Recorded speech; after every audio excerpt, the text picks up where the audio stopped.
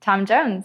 Thank you so much for having me here at Assystem headquarters today. That's my pleasure. Thank you very much for having me. Yeah, of course. So you're Vice President for International Business Development here. But before we talk about that role, I just want to know a little bit about you and where you grew up, how you got in the nuclear space. Sure. I guess you may, or some of your listeners may be able to tell from my accent. I'm from Liverpool. That's my hometown. And I actually lived there again after traveling around the world with many different jobs over the last 2 decades. It just kept you coming back? It just kept, we came back to have children, to be perfectly honest, as do most people, I think. So we have 3 sweet children, Alice, who's 10, Sophie, who's 8, and young Will, who's 6, and he's the terror of our house. But yeah, we went back because of family and because that's where both mine and my wife's roots were, really. So she's a very successful and hardworking lawyer in Liverpool. Wonderful. And I get to travel the world with my job. So it works out. It's a nice balance. Yeah, that's great.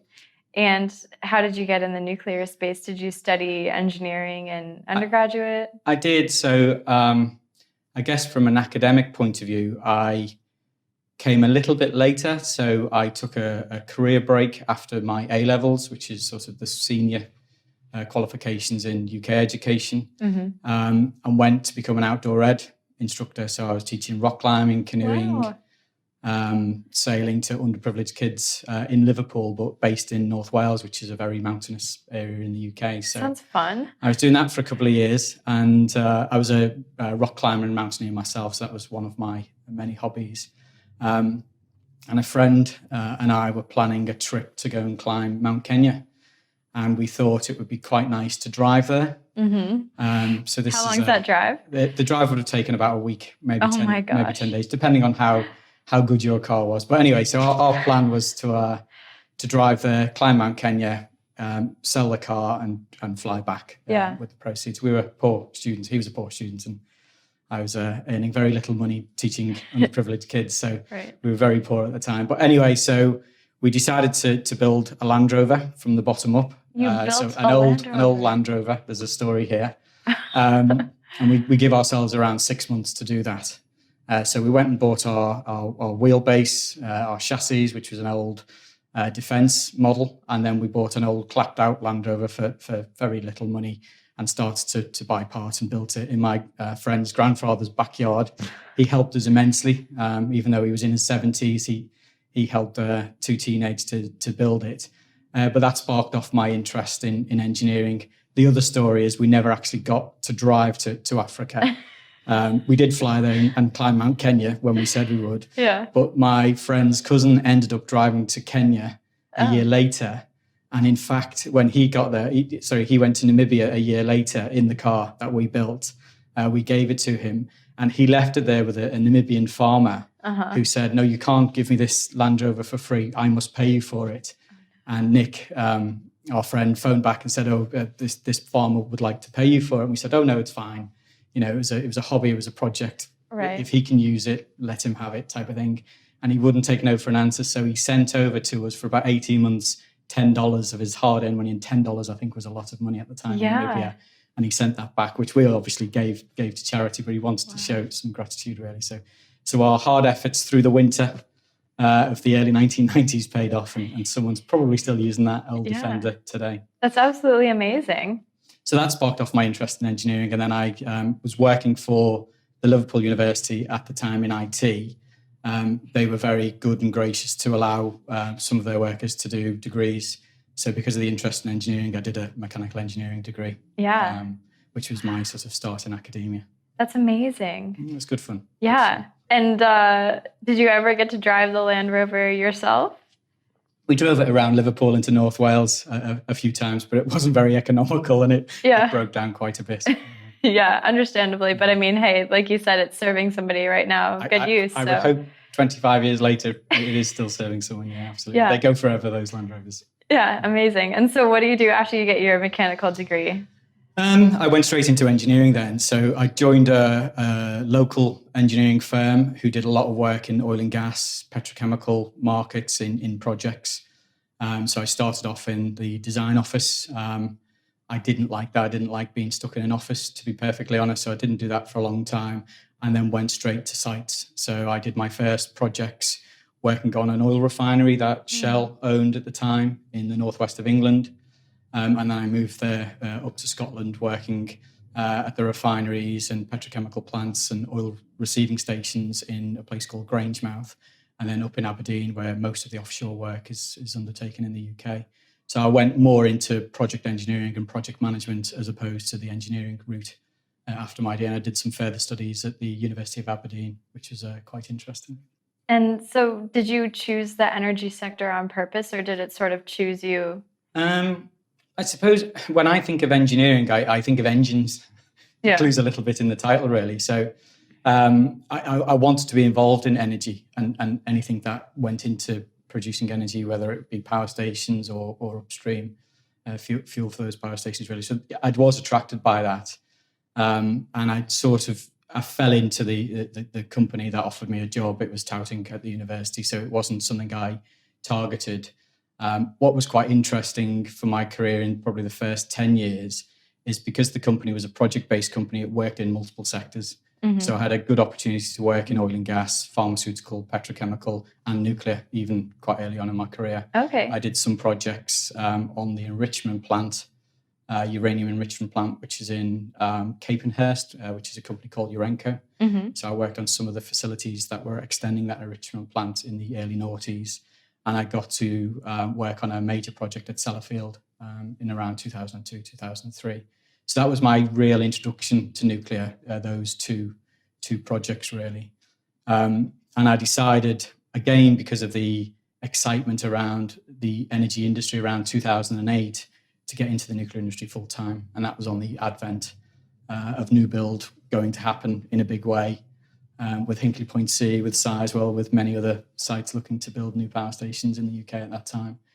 So that was very exciting at the time. 10 years later, 11 years later, we are building Hinkley Point C now in the UK, which is really exciting. But some of the other projects have stuttered over the last couple of years. Yeah, so for our listeners who are mostly, US based, mm-hmm. What's the history of nuclear in the UK? What's Hinkley Point C? And some of these other projects? Oh God, how far do you want to go back? So I guess nuclear started in the UK and US in the 50s, really. And because of some decisions at the time, political decisions, I guess the US and the UK went in different directions in terms of nuclear technology generation for the civil market. Mm-hmm. We've always collaborated in the defence sector. But effectively, the UK went down one route and the US went down another route to develop its own domestic capacity. So the UK built a fleet of Magnox reactors. And what's a Magnox reactor? A Magnox reactor it was the first generation nuclear power stations, really, and they lasted for about 40. I think the last one, which was switched off at Wilfer, I think you have to look at the actual date, but at the end of 2015, was operating for over 50 years, but that used non-enriched uranium, which was the way the UK went for the first fleet. Mm-hmm. That wasn't carried on, and the UK then moved to what's called advanced gas-cooled reactors, so the AGR fleet, and that's where we have a fleet currently operating in the UK. So 14 out of our 15 reactors in the UK are AGRs, and they'll be coming to the end of their life in the next 10 years or so. Around 50% of them will be switched off by about 2025. And we have one at the minute, PWR reactor, mm-hmm. Down at Sizewell. Pressurized water reactor. Water reactor, yes. And that's the way the US went at the time. So the US went down the PWR route. So that's where the technology is diversed. Mm-hmm. But the UK has a rich heritage in lots of different technologies, high temperature reactors, fusion reactors, a lot of work going on both in the UK, France, and internationally in that space, really. And we are building EPRs currently at Hinkley Point C, which is based on a pressurized water reactor, but it's the next advancement. It's called a Gen 3 Plus reactor. We've also, in recent years, the UK decided to effectively privatise the nuclear sector, and it developed its nuclear policy and its financial mechanisms in the early noughties up to around 2008, which was there to attract investors, attract utilities, and attract vendors to the UK market. And it was reasonably successful, one would say. We had a number of projects underway. So we had obviously EDF at Hinkley Point C, later joined by CGN, the China National Nuclear Group, which is one of the largest Chinese nuclear operators, joined that project. Sizewell project is underway. It's still in the planning phase and needs to go through its financial investment decision and find its financial model that will fund the project. And there'll be things hopefully happening within this week, actually, in the UK, where the UK government will launch a consultation on what's called the RAB model, the Regulated Asset Base model, which will be a different way of funding the projects going forward. And what is that model? So how are they funded? It's not in place yet. The RAB model's being used extensively in the transmission and distribution arena, and it effectively allows investors to draw down a profit before the actual asset itself is generating a revenue or an income. Oh. So it attracts the longer term investors particularly. So institutional investors like pension funds are able to invest, get a small return early doors, and then they actually get the better return when power stations are on the grid. But because of the amount of funding that's required for nuclear projects these days, we're talking billions, if not tens of billions. It's very difficult for even major utilities to have the balance sheet and to attract the investors to actually fund these projects. And that's what we've seen in the UK. And that's why some of the other major projects have fallen by the wayside or been put on pause at the minute. So the funding model was called a CFD, a contract for difference, for Hinkley Point C. So that took a long time for EDF and CGN to negotiate with the UK government. That model manages the risk sufficiently to give EDF the confidence to build the plant, and they're doing that very well at the minute. They've hit all of their major milestones last year, and they're looking like hitting all of their major milestones this year. That model won't be used for Sizewell. Why not? I don't, because of the amount of investment that's required and equity that's required from the utility or the owner. So I don't think EDF has the balance sheet to do that type of project and do that type of deal again.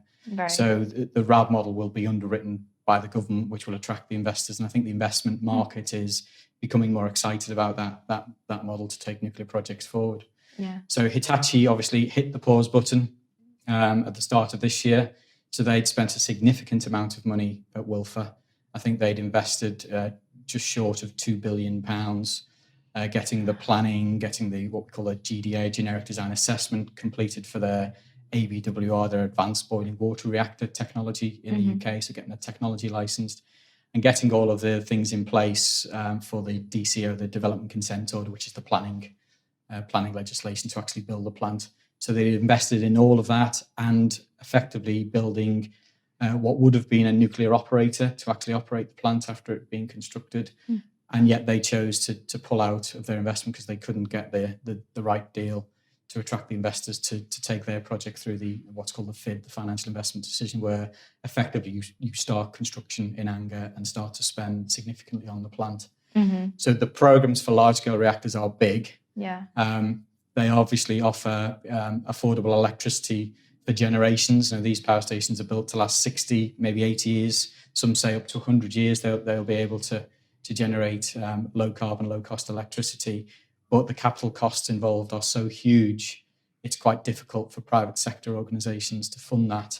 And institutional investors are still a little bit nervous because some of the major projects around the globe at the minute have overrun, both in terms of time and schedule. So that construction risk is an area where institutional investors are a bit wary currently. But the RAB model hopefully will alleviate that concern, allow them to take some payback early in the project and also cap the risk for the construction project. The government will cap the risk on that. But that consultation document isn't out yet. We're looking, we're hopeful to see that at the end of this week, actually, in the UK. So do you guys find that in the capital cost of building nuclear, especially in the UK, that the largest sort of segment of that is the construction of the plant, or is it more so the licensing and the testing to just prove the plant itself is the majority of the cost? Yeah, so there's two things, there's two elements to it. I'll try and break it down. There's the capital cost, which is the cost to design, to manufacture, to do all of your planning, licensing, and to actually then construct the actual facility itself. So that's the capital cost. And then there's the cost of finance. And interestingly, they're roughly about equal. Oh, wow. So if you talk of a plant being £10 billion or 10 billion euros or $10 billion, roughly 5 billion will be the capital cost and roughly 5 billion will be the financing costs of getting that project built. Because typically they take roughly 10 years, maybe up to 12 years, but hopefully 10 years, and that time's getting shorter, to go through that whole process, really. In terms of the phases of the project, the actual spend to get to a financial investment decision, which is the big decision, that's when the big costs start ramping up and the investment has to happen, is probably around 80-20. So 20% of the actual capital cost will be spent before, and that's to get design licensed to make it fit for purpose for the... You said 80% before? 80% after, sorry. After, okay. Yeah, 20% before 20% fit, before. 80% after. 80% is going to be on the construction aspect. Yeah. But the 20% will be before on the planning and preparation phase and getting your licenses and your design suitable for the country that you're going to build it in. So yeah, roughly 80-20, I would say. Yeah. And so are we seeing more people pulling out after, spending that initial 20% and just saying, okay, we're not even going to start construction because it's gotten too expensive at this point in time? It's not the expensiveness. So that it's not that. So Hitachi have paused their project mainly due to political reasons, I think. Mm-hmm. And they've stated that. So the UK will be the host country. Nuclear power plants are critical infrastructure that are going to last for generations. Hitachi, being a vendor, not a nuclear utility or nuclear operator, are in a very different position. So they were hopeful that they would be able to attract investors and an operator who'd be interested in actually generating electricity and running the plant when it's built, but that didn't happen. And that was really down to the political environment in the UK. The CFD model was not necessarily working for Hitachi or for the other investors that would be involved in the project. And even after spending £2 billion, they then decided to pull out because they would have had to spend another 10 plus billion pounds on the construction, on the construction of the project. I guess the other project that stopped just over 12 months ago was the New Gen project, which was the Moorside development. And that was a joint venture between a vendor, Toshiba, Japanese vendor, who were the majority stakeholder, and Engie, who were the nuclear utility and a smaller stakeholder in that plant. And I think at that time, there were issues about the AP1000 technology, which was going to be the technology deployed, which was Westinghouse technology, and Westinghouse were owned by Toshiba, and the issues that were happening around Vogtle. So that the company went into some financial difficulties and entered Chapter 11 in the US. I'm sure you and your listeners are aware of that. And so that project halted. Engie decided it wanted to pull out of the project at that stage, and Toshiba couldn't continue alone. So that project went as well. But those two sites are very good sites for large-scale nuclear. So Wilfer, a lot of work's been done, making sure the site can take large-scale reactors, and it will take more than one. And I'm very confident that the UK with the new RAB model will attract a developer that will want to build on there. Similarly, Moorside, with the huge heritage and nuclear capability it has up there, it was where the first civil nuclear power station was built in the world in the 50s. And that's continued with lots of different nuclear research development and now massive decommissioning program up at Sellafield. I think the Moorside project will also get the green light in the next few years to come, really. And will attract the right investors. I like your optimistic outlook. I think it's got to happen. I think EDF are pushing forward on what we call a copy-paste of Hinkley Point C for Sizewell, and that will reduce the risks and reduce the cost significantly. And CGN are learning by being involved in those projects and will ultimately deploy its own Halloon technology down at Bradwell. So I think there are projects and programs going in the UK, and they've got a lot of momentum, and there are great sites. And if we can get the right political support, the right nuclear policy that attracts the right investors, the UK will go nuclear. Yeah. I think what's not necessarily understood in the UK is how the electricity demand will be satisfied with our net zero target of 2050. So, the general public, see a lot of shiny lights with solar and wind being able to satisfy a large proportion of our energy demand. But really and realistically, you need some form of energy that's going to be able to provide baseload electricity. So gas, coal, nuclear currently provide that. The coal-fired power stations will be off the bars in the next couple of years. Gas will have to be reduced to achieve the net zero target, and CCS technology will have to be developed and utilised. Carbon capture and storage, yeah. So the only other option really for baseload will be nuclear. Yeah. And I think the UK public need to hear that message coming from both government and industry. So we don't often talk about nuclear because it isn't necessarily a vote-winning When topic. You say we, mean the government? Government and industry. Okay. So industry understands the need for nuclear. Mm-hmm. I think the government have spent a lot of time over the last 2 years modelling the different scenarios and have realised at long last that nuclear has to be part of the mix and a significant part of that mix going forward. And it's just about putting the right policy in place to enable that market. That policy will have to include the enablers that allow investors to invest in the projects to take them forward, really. And we're expecting that. So that was expected this side of the summer recess. We call it the Energy White Paper. And that's the policy paper that sets out the future for the energy market in the UK. But with the Brexit issues going on and the Conservative Party new leader competition, that's likely to be pushed into the autumn of this year. So we won't get sight of that to the autumn. But industry certainly are reasonably confident that governments have heard the messages, they've done their scenario planning, they've done the modelling and analysis, and nuclear will have to form part of that mix to provide low cost, low carbon baseload electricity for the generations to come.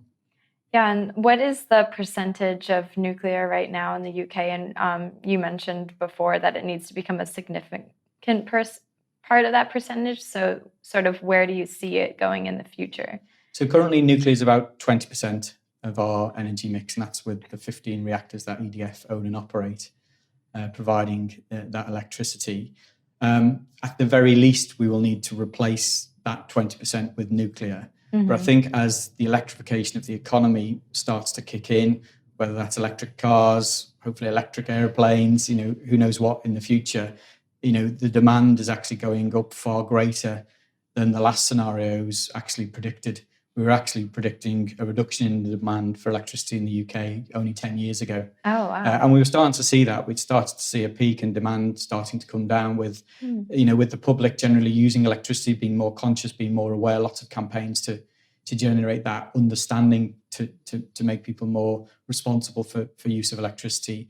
But as we use more devices, we all have iPhones, iPads, laptops. We're all charging our cars now at home, in petrol stations, in service stations, and that will continue.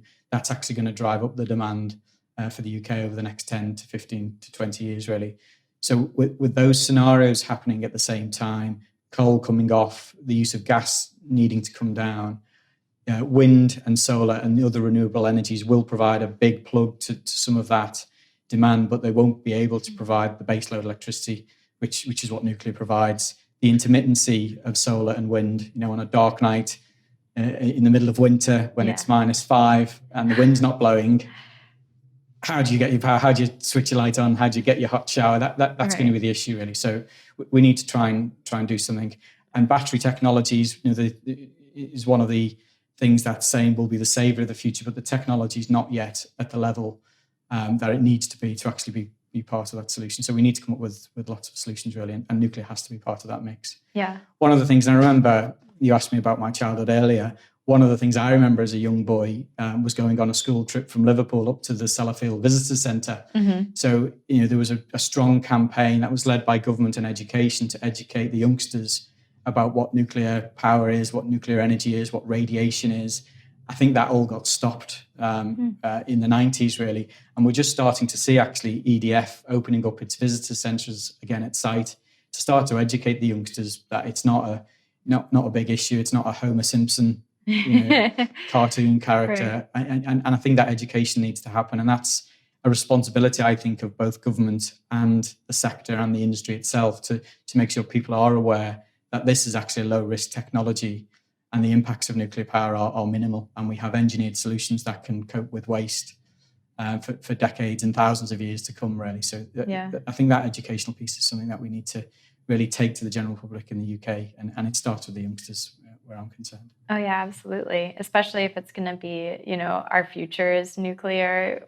A lot of us aren't going to be around by the time nuclear actually becomes maybe, 60 or 70% of the grid. And so it's important for the people who are going to be there to know what nuclear is and to keep supporting it to get there so that these investments pay off. Yeah, absolutely. Yeah. And you're right, governments typically think 5 years ahead, where we need to think generations ahead, because the world is running out of resources. Oil will dry up, coal will be stopped or will go. There'll be no natural resources to utilize. The good thing about nuclear is 97% of the fuel is recyclable, and we can find ways of making it last for decades, generations, hundreds of years, really. So it does have to be part of the mix. And that's why, some of the even further out projects from the fission projects are very exciting, whether that's small modular reactors or whether that's the fusion program that we have here in France down at ITER. Yeah. So they're all quite exciting projects as well. Yeah, and so let's talk about projects. What sort of projects do you work on here as International Business Development Manager? So I am, I spent a lot of my career in nuclear, so around 10 years working on nuclear plants in the UK, from about 2008 to about 2016, whether that was helping life extension or providing upgrades, projects of that nature, and getting involved in the new build sector. I've also had the privilege to work on a number of different projects internationally. Some of the roles that I've had have allowed me to act as ambassador for the UK government, where UK have been trying to do bilateral agreements for nuclear to share learning, share technology, share the future of nuclear. So I've had the opportunity to work in Japan on some of their decommissioning projects. I've worked over in the Middle East on the Korean reactors that are being built in Baraka. I was on the early works in Poland when Poland were looking to develop a nuclear program, which is still ongoing. Mm-hmm. And more recently, we're working in places like Turkey, who are building their first reactors and looking for quite a large nuclear program, and other places around the world. Do you have sort of an area of the world where you think that nuclear is, just the perfect fit for, and has or hasn't been developed there yet? I think as new technologies come on, some developing countries aren't able really to use large-scale nuclear reactors because they don't necessarily have the grid infrastructure. That's where small modular reactors or reactors that are able to be manufactured in factories and shipped to sites and more easily constructed, because most of the construction is done in the modules in the factory, will be able to get to nuclear far quicker than they're currently planning. But certainly countries like India, who have huge populations, who have got real demand and thirst for energy, nuclear is the only way that they can go for the long term, particularly if they want to meet the greenhouse targets and the targets that they're setting themselves, really. They obviously have a lot of coal as a nation in the Himalayas. They can use that, but it's not the social thing to do. Right? It's not the green thing to do. So they will move to nuclear. They already have a nuclear program, so they're ahead of some countries, one would say. But the scale of the program will be similar to China in the next decade and 2 decades to come. So that's where we'll see a lot of growth, I think. China's obviously building nuclear for similar reasons, but they're 2 decades ahead of where India is starting from at this minute. The Middle East is an interesting place. I think the UAE project at Baraka, which was based on Korean technology, has gone phenomenally well. From the starting gun, which was around 2008, signing deals in 2010 to have the first unit construction complete only 8 years later is actually a phenomenal thing to happen. And that's done because they have the resources, they have the financial model to make it happen. And what's so different about their resources and their financial model, and why can't we replicate that? I think it was funded by the government. So I think there was a deal done between the plant vendor and the Emirati government that put skin in the game from both parties to make sure the plant was built, and they got on and built the plant. So I think the legislation in more mature countries and the planning permissions and the regulation is different. So it takes longer, and there are different processes to go through, really. But hopefully with the UK government and regulator designed the generic design assessment to take away some of that risk from investors, so that you could do what Hinkley's trying to do, what EDF are trying to do at Hinkley, which is a copy-paste. So we're going to build 2 reactors here, and we're going to copy them identically for Sizewell, which will be the next project. And you only get that a fleet effect, which we call a learner curve effect, which is what reduces the costs if you build a fleet of the same technology as an exact replica. We've seen that in France. We've seen that in Korea. The projects that were built decades ago, there was lots of power stations built, and the power stations were the same technology and they were built exactly the same. Right. That's why the costs come down, and that's what made them very competitive and brought down the actual construction schedules. So that's what we need to see. The issue I think we have as an industry, countries or companies tend to build a small number of these reactors, and when the reactor goes to a different jurisdiction, the regulator in that new jurisdiction tends to have a play and insist on changes in the design, and those design changes cost money. Those design changes have knock-on effect and implications to other parts of the plant. So effectively, you start to get a first-of-a-kind reactor again after it's been through a different regulatory regime. Right. And we're seeing that a little bit with EPR. It's obviously been built here in France, down at Flamanville. It's been built at Olkiluoto. We're building it in the UK, and it's built in China. So it's been built in lots of different jurisdictions. But I would guess the design has changed reasonably considerably on each of those plants because of the regulator. Because of the regulator and the local requirements. And are the regulators changing the design because they think that'll make it more safe, or what about the design would be an incentive for them to change? I think it is. So over in the UK, we have this system called ALARP, which is as low as reasonably practicable. And therefore, the ownership of making sure it's as safe as possible sits with the designer and the vendor, which is different than the US system, which is very prescriptive from the NRC, which gives you the rule book of the standards and expectations you need to meet. Once you've met those, you can go and build your plans. So regulators have different regimes that and different levels of technical knowledge and ability that actually drive changes and modifications in the design. There are obviously some local requirements as well, the geologies and things, but they can generally be managed with a standard reactor design. Yeah. At the end of the day, the reactor, and going back to your earlier question on capital cost, is really the fancy kettle in the middle of quite a large power station. That fancy kettle is probably less than 40%, 35% of the overall cost of the power station. It's the other costs as well that we need to bring the cost down on. Right, the cost of the construction of the whole plant surrounding that reactor. Plants, the non-nuclear island, the turbine island, and etc. And so is that an area that Assystem really focuses on and tries to optimize? It is, yeah. So we've done a lot of work on the basic design for the EPRs, supporting EDF on all of the plants that they're delivering, and then worked on the detailed design when it actually goes to get ready for construction and for build. Similarly, we're working with Rolls-Royce at the minute on what's called a UK SMR.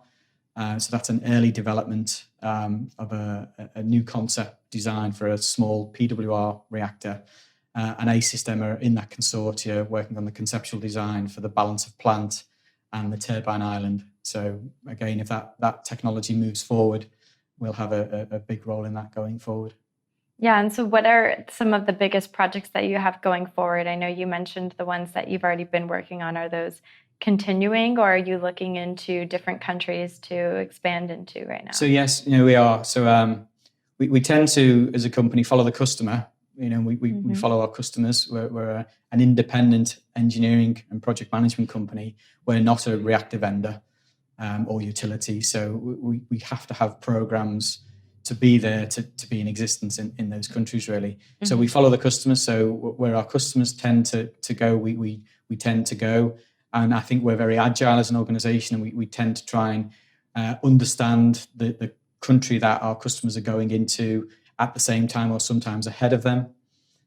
We get to understand the local supply chain, the legislation, the policy, the dynamics that that country provide to give us confidence that nuclear will be a part of the energy mix. We do that in partnership with other supply chains. They may be engineering companies, they may be construction companies, consultancies, and we sometimes acquire or take equity stakes in those companies, again, ahead of nuclear programs being developed, really. So a nice example of that, actually, we were working with a company back in 2010, 2011 called Envy, which was a planning and geotechnical company that looked at planning regulation, environmental permitting for different projects within the Turkish region. And they'd started to do some work for the Turkish government for the planning of the Kuyu, which was the Russian VVR reactors. So we formed a partnership with that organization. At that time, we started to do some work with them on the Kuyu plant. We then took a small equity stake in the company. And then in 2016, we took over the company. We took a majority stake in the business. And that was to utilize the skills that they have in Turkey and also to then use the skills and experiences that Assystem has in the rest of its organization here in France, in the UK, in the other jurisdictions, to then bring that nuclear capable and competent workforce to support that program. And we were last year announced as the construction supervisor for the project, and we were approved by the Turkish regulator to actually oversee the project, working with the Russians. So we've got that nice capability in Turkey to do projects in Turkey that we've acquired, and we're able to leverage that with international capability that we have. We've since then been successful this year, end of last year, I think it was announced, in the Saudi Arabian project. So Saudi Arabia are looking to develop a new nuclear program, and they're looking at large-scale vendors at the minute. We set off to pursue the site, what's called the site characterization project. So that's the assessment of, they have two options, two sites that they're looking to build their first reactors. And we were successful in winning that contract. Congratulations. Thank you. At the back end of last year. But we only did that because of the competencies and the capability of the company Onvi that we acquired in Turkey, and by joining forces with a Saudi Arabian company in the jurisdiction. So we've brought the infrastructure capability from the Saudi company, the geotechnical and site characterization capability for Onvi, and the engineering and project management capability from the wider Assystem group to go out and win that project. So what I always say is nuclear is a global industry, it's a global sector. So yes, you have to deliver locally. Yes, it is important to form partnerships, joint ventures, strong relationships with local companies and the wider stakeholder group. So it's not just the people delivering the work, it's often local communities, local political parties, councils, it's central governments. The stakeholder group involved in nuclear is huge, and you need to have an understanding of how all of those stakeholders interact and how they influence projects being successful and play a part in that. So that's what we like to think we're quite good at. Yeah, it's really interesting to hear how, getting approval to help out in one country helps you get approval in another country, and it's sort of like building blocks on top of each other because of how global energy, I feel like, is as a sector. But sort of what I wonder is, and it's a harder question, is it worth our efforts to try to go after countries that maybe have not shown an interest as much in nuclear, or actively pulling away from nuclear, to try to get them to keep their existing fleets and keep the industry going? Or is it better, do you think, to work with countries that are having new nuclear programs and starting afresh there? I think it's, as you say, it's a very interesting question that's very politically motivated in those countries that are choosing to pull out of nuclear for different reasons, really. I guess it's always easier to go into markets where there's a strong pull. As I said, there are two challenges in nuclear. One is to overcome technical risk, which I think the industry can manage and take care of very easily. And then there's the political risk. And the political risk is the one that does create that uncertainty, because governments come and go, because politics changes the way some countries operate from year to year, let alone decade to decade. Right. That risk in nuclear does present some issues. Continents like Africa are very keen on nuclear. Clearly, South Africa have a nuclear market. You've got countries like Kenya, Egypt looking to embark on their nuclear programs in the near future. And so there's a strong pull there. But those programs will take a lot of investment, a lot of deep understanding of what it takes to develop a regulator that's independent of the operator or the vendors, independent of the government, to an extent in many jurisdictions. But it needs that political will to actually drive that forward. And that's what gives companies like ourselves confidence that that's going to happen. And that's where we tend to take our market. So as I've said, we would follow customers. So where we have strong relationships with the likes of EDF, with Rosatom, we're following them into the markets that they're investing in. So again, we've recently signed some deals in Uzbekistan with the government because they're thinking of a nuclear program and they're thinking long term. We're working on the Egypt project in Al Daba. We're doing some of the early licensing work there. So we are working around the globe on these types of projects. For countries like Germany, for example, who made a conscious decision to pull out of nuclear, they still have a big program ahead of them. I think there will most likely be decisions to extend the fleet, their existing fleet, because the challenges that they had and the decisions that they took nearly a decade ago, which was to go more into wind powered electricity and solar electricity, haven't really paid off. So they haven't really paid off in the way that they've made their energy production green. So they still have to rely quite heavily on coal and quite heavily on their existing nuclear fleet. So I'm not suggesting that decisions will be reversed anytime soon, but they will still have to operate their fleet. They have a very competent nuclear operator and nuclear workforce in the country. They will have to decommission their fleet as well at some point. And that's started in some pockets, but not started in anger across the country. And who knows what will happen in the next 10 or 15 years. Technology changes, confidence changes, governments change. So decisions tend to change on the back of those things. Yeah, but it sounds like you're suggesting that the nuclear will sort of prove itself over wind and solar and maybe some other technologies that come along. I don't think it's over solar and wind or new technologies. I think it's as well as, and that's the difference. Yeah. I think there definitely is a role to play for wind, offshore wind, onshore wind, definitely a role to play in solar, but it doesn't solve the whole energy problem. Nuclear needs to be a part of that problem. Yeah. And it's low cost, low carbon base load for up to 100 years, and that's what new nuclear can provide. I think we certainly in the UK, a lot of our perceptions are around the legacies of the past. And those legacies were created in an era when people didn't really think about how to decommission plants. They were experimenting with reprocessing and experimenting with new materials and new technologies, and they didn't really think about what the future holds. Mm-hmm. I think now that's changed fundamentally, and people have to build in their decommissioning plans, their waste management plans into their planning applications. So it's right at the front end that you're thinking about all of those things and have engineered solutions to resolve any of those issues. So we are able to store waste now for decades and hundreds of years and centuries. So they aren't issues anymore that we've seen in the past. And that's where some of the perceptions have been built up. So I think new nuclear has to be part of the mix.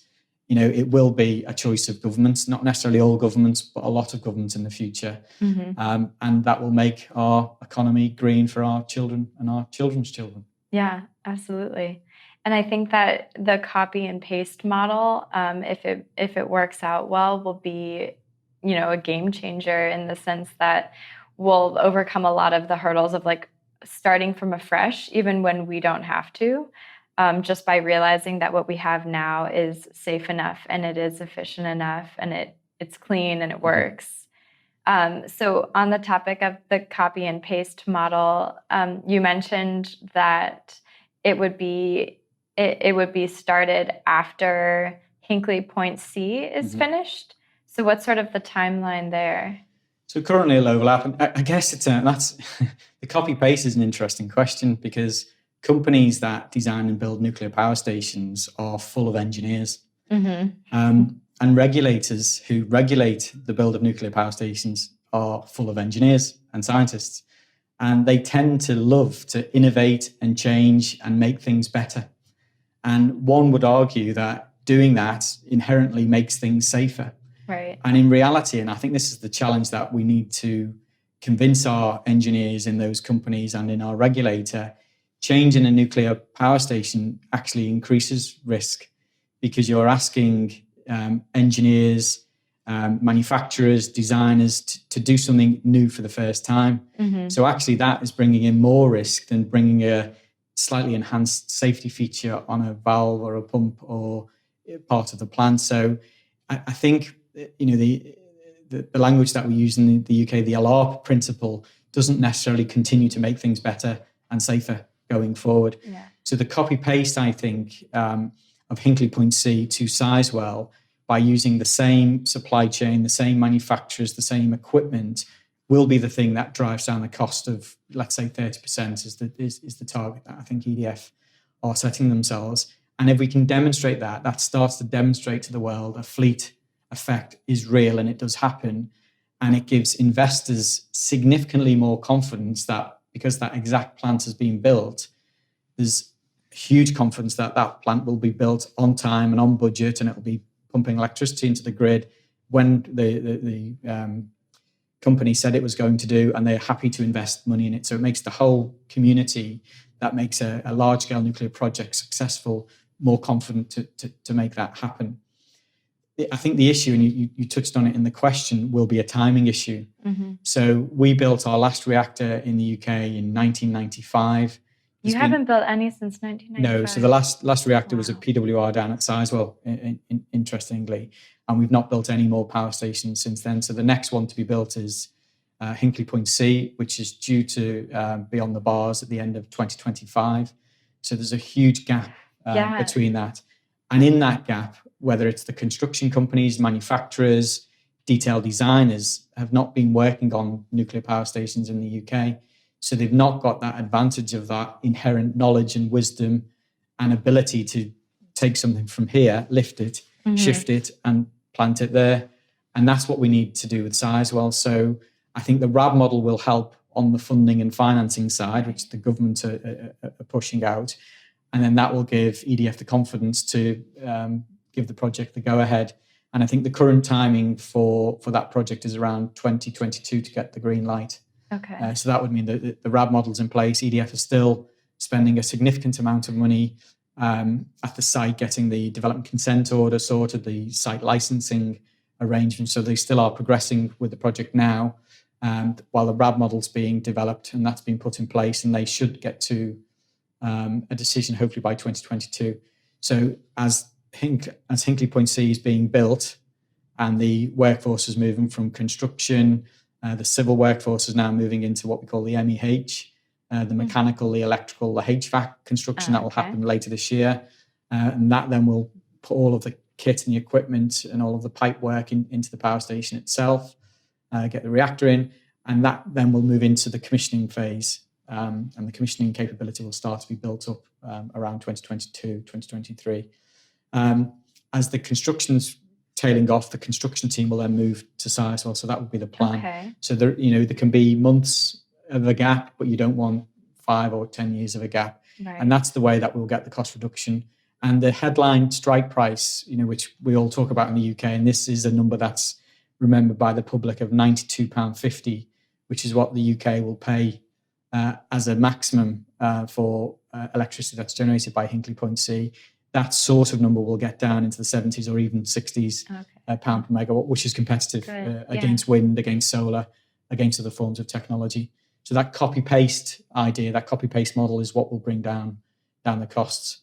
Very similar with the SMR market at the minute. NuScale are very big in the US, and their development's coming on great. And Rolls-Royce are leading a similar technology development in the UK. The idea around SMRs, because they're a lot smaller, you can actually do a lot of the manufacturing and construction in a factory environment. Right. So there's no weather risk, on a construction site.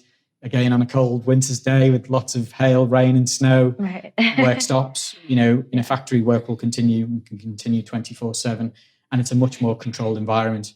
So if you can do much of the construction within a factory setting and a factory environment within modules and then ship to a site and effectively plug and play like Lego bricks, it should be as simple as that. It's like cars. It's exactly. It is. It's taken the aero industry, the car industry into nuclear and modularizing, and that will bring down the cost significantly. Yeah. The reactors will be a lot smaller, but they'll be able to be built a lot quicker and the risks will go out to the projects. And again, that will mean it will attract the finance and the investment required to get these projects going. So I'm quite excited about small modular reactors and different technologies in the next 10 years. So whether that's PWR, they're probably the ones that will be successful, and we'll start seeing small PWR technologies come to market and get on the grid in the next 10 years. And then the generation 4 reactors, the more exotic, whether that's lead cooled or fusion technologies, probably a decade after that. So I think that's the sort of time frame that I'll be looking at. But SMRs will coexist with large scale. Now, countries may opt for large scale because of the economies of scale, whereas small modular reactors are more suited where you've got economies of volume. You need lots of smaller reactors. And even micro reactors are really great for places like Canada. Canada are putting a lot of investment with the remote places, with the remote sites or industries that need power. So you don't even need a 100 or 300 megawatt reactor. You can cope with a 5 or 10 megawatt reactor, and that can provide power to a small community for many years. So that'll be an exciting development as well. Yeah, absolutely. And so one thing that you touched on was that sort of introducing new designs or new changes brings risk. So I'm going to give you a worst case scenario. Yeah. Let's say that the copy paste model works in the sense that we're copy pasting a lot of large scale plants, and then maybe we even get SMRs and we do a copy paste sort of model with those, even though that's easier because they're smaller. What if we have something like a Chernobyl type of accident? Do you think that would immediately shut all of those off? Because now we're saying, we have a bunch of the same reactor. There was an accident at one, so now we have to close all of them? Or how would we navigate, that issue? Yeah, so I think, again, it's a great question, because we've had Chernobyl, we had Fukushima in 2011. We'll come back to that. Those type of incidents tend to push the market back in nuclear at least 10 years. Yeah. So because of what needs to happen as a result of those type of incidents, the market has to recover and rebuild confidence, and that can take a decade. So I think, if an incident does happen again, perish the thought, the market could recover from that, but it would take a decade, so things would be pushed back. Certainly the accident at Chernobyl couldn't happen on technologies that are deployed here in France, in the UK, in the USA. It wouldn't happen in those jurisdictions. And for accidents like Fukushima, which, we're nearly a decade on now, and I think the market is only just recovering from Fukushima, effectively that was an earthquake that created a tsunami that effectively destroyed a whole coastline and killed many thousands of people because of the tsunami and the earthquake.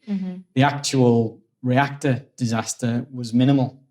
Maybe a handful of people died, which is incredibly sad and unfortunate, but most of them died from falling bits of building or pipes. They didn't die from radiation poisoning or any issues surrounding nuclear. But the only thing people remember 8 years on about the Fukushima disaster is the nuclear power plant. Yeah.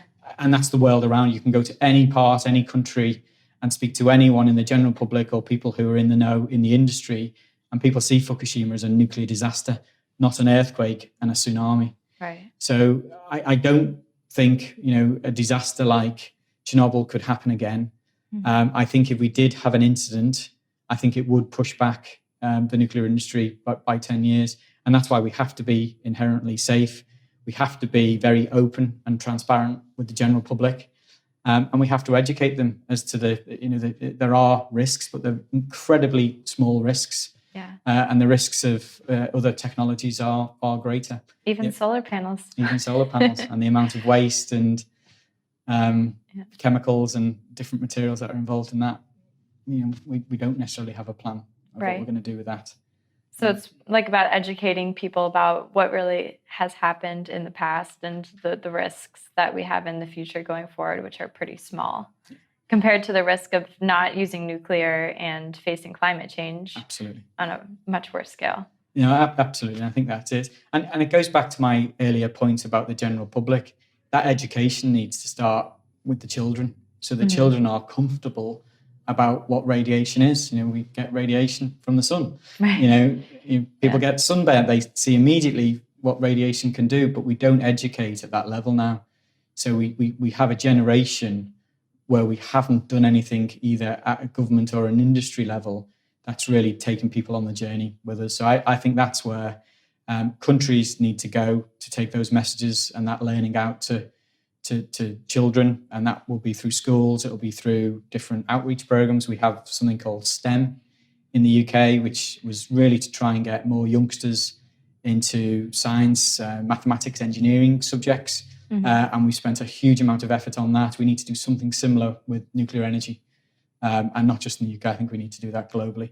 But because, I go back to the point, because it's not a vote winner, it's not always the top decision by a government that's either trying to get into power or is sitting in power. So there needs to be some fundamental changes. And I think some of the scenario modelling that governments are putting more effort into these days will actually, when they're looking 20, 30, 40 years out, they're looking at the world's natural resources diminishing, new technologies not necessarily being able to solve the whole problem, solving part of the problem, what's going to fix the other elements, and nuclear, in my view, has to be part of that mix. Yeah, absolutely. And just as we wrap up here, as our final question, how do you think that we can make nuclear a vote-winning energy technology in the future on a global scale? It goes back to my point. It's education. I think the public appreciating the complexities about how we meet our carbon targets. The UK may enshrine in legislation in the coming months, a net zero target for 2050. That's an easy statement to make. And the public, think, oh, more windmills and, more solar panels. But in reality, that's not going to help the UK achieve that target. And that will be the same in most countries around the world. Not all countries have, limitless sun, where they can have solar panels that can support small populations. That they have different climates and different complexities. So it's education for me, and it's governments and industry collaborating and collectively going out and educating our people. And what it also does, which, there is a skills gap in nuclear, whether that's in mature countries like the UK, like France, Sweden, here in Europe, there's a skills gap. And that skills gap is because students, when they're choosing their A-level subjects or their undergraduate degrees, they're not choosing either engineering or nuclear engineering as their topic because they don't see it as a sexy or exciting industry to be part of. So there's a job to do there in attracting the next generation of engineers and scientists to come and work in the nuclear industry. And by educating from a young age, it excites people from a young age to say, actually, I quite fancy going into fusion energy, which is harnessing the power of the sun here on Earth. And I want to be part of that because I want to save my planet. And it's those type of decisions that are often taken at a younger age that really change the game for us. Yeah. Well, hopefully some of our young listeners will hear your episode and be inspired and encouraged to join nuclear. I hope so. Yeah. Thank you very much. Tom, thank you. Thank you.